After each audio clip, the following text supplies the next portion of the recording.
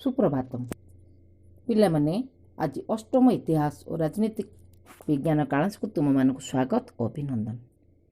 Corona महामारी संकट समय आम मैंने बाहर को गले मास्क निश्चिंत रूपे व्यवहार करवा और घर को फेरले बारंबार साबुन ने हाथ धोइबा ताला आम सुरक्षित रहा सह समाज प्रत्येक व्यक्ति को सुरक्षित रहार सचेतन करिपरिबा।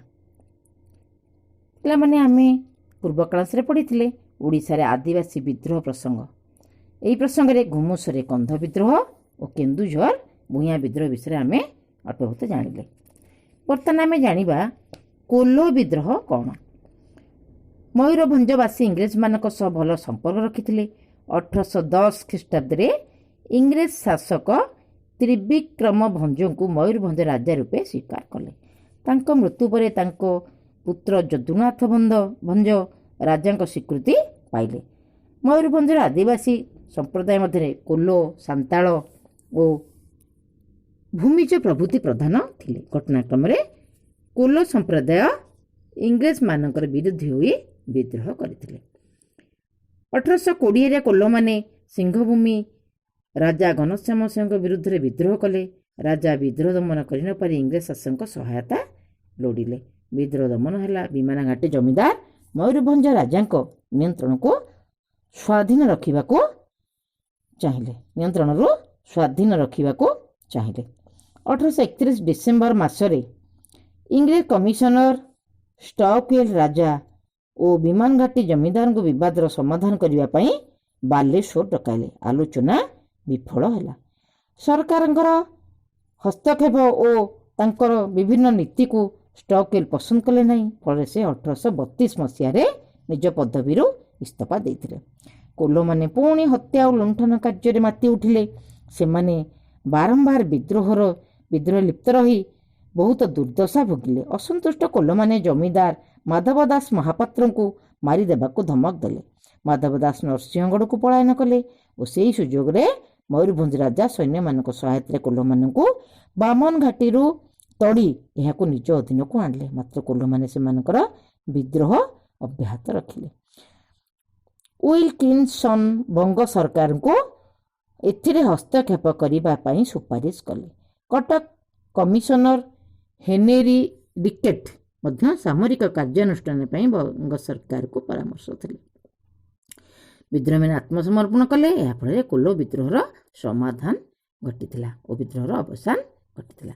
सांताल विद्रोह कौन आम पढ़ा। मयूरभंज राजा श्रीरामचंद्र भंजदेव 1912 मसीहा फेब्रुआरी 22 तारिख दिन मृत्युवरण कले।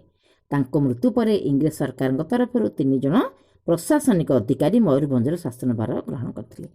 सेमाने विदेश होइतिबारु शासनर सुपरिचालना पई आंचलिक सरदार प्रधान और अमला मानक उपर निर्भर कले। शासक और शासित मध्य प्रत्यक्ष संपर्क रहिलानी। लोक माने मध्य निज राज्य रे विदेशी मुख्य को स्वागत कले नहीं। सेमाने विद्रोह सुजोग अपेक्षा रहिले। विद्रोह सांताल नेता कंका माझी और कालिया महंत नेतृत्व में परिचालित होइतिबारु एहाको सांताल विद्रोह कहा जाए। एक गुड़े कारण अच्छी जहाँ सांताल विद्रोह को उत्क्षिप्त करिथिला। राजस्व आदाय, अमला मानक अवहेला, समाज रे श्रेणी विभाग, यही कारण गुड़िक सांताल विद्रोह कारण। राजस्व आदाय भंज शासन काल सरदार प्रधान मुखिया और छटिया माने राजस्व आदाय करथिले। सेमाने संगृहित राजस्वर केतेकांश निज पई रखी अवशिष्ट जमा देउथिले। शस्य हानि हेले मध्य राजस्व आदाय होई नथिला और न होई पारले गो महिष आदि पशु बिक्री करि देउथिले। सेमानक बासगृह रे ताला पकाई देउथिले।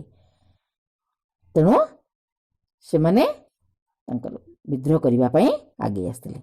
अमला मानक अवहेला राजांक शासन काल रे अमला माने बाहर अंचल लोक थिले। राजांक परे इंग्रेज मानक शासन काल रे एमाने तांकर कर्तव्य मध्य अवहेला कले। सेमाने गरीब आदिवासी शोषण कले। सेतिपई साधारण जनता असंतुष्ट होई सांताल विद्रोह रे जोग देइथिले।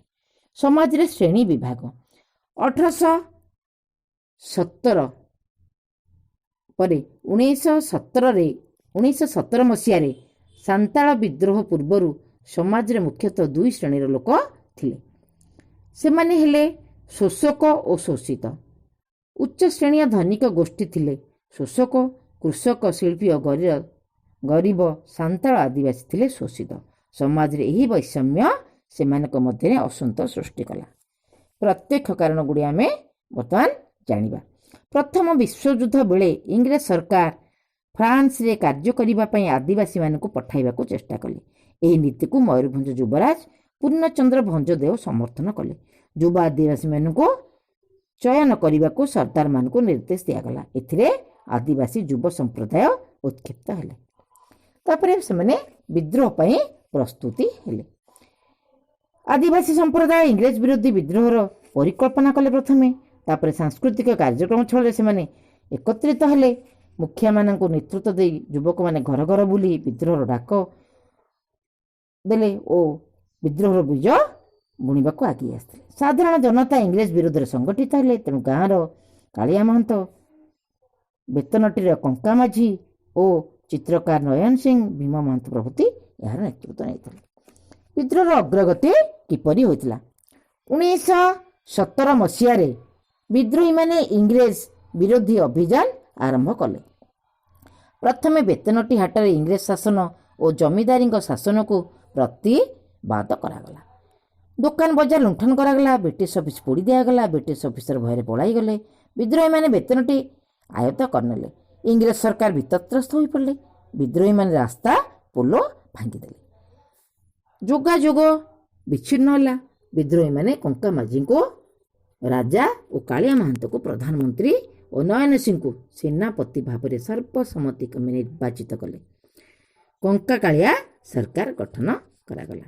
ବିଦ୍ରୋହ ଦମନ କିପରି ହେଲା ଆସ ପଡ଼ିବା।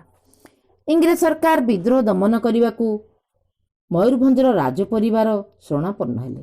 ରାଜା ଓ ଇଂରେଜ ସରକାରଙ୍କ ମିଳିତ ବାହିନୀର ଉପରକୁ ବିଦ୍ରୋହୀମାନେ ତୀର ନିକ୍ଷେପ କଲେ। ବିଦ୍ରୋହୀମାନେ ଇଂରେଜ ସେନାଙ୍କର କମଳ ଆକ୍ରମଣକୁ ପ୍ରତିରୋଧ କରିପାରିଲେ ନାହିଁ। ସାଧାରଣ ଜନତାଙ୍କ ସମେତ ସମସ୍ତ ନେତା ଗିରଫ ହେଲେ। ପ୍ରାୟ 5000 ବିଦ୍ରୋହୀ ବନ୍ଦୀ ହେଲେ। ଏହିପରି ଭାବରେ ବିଦ୍ରୋହର ଯବନିକା ହେଲା।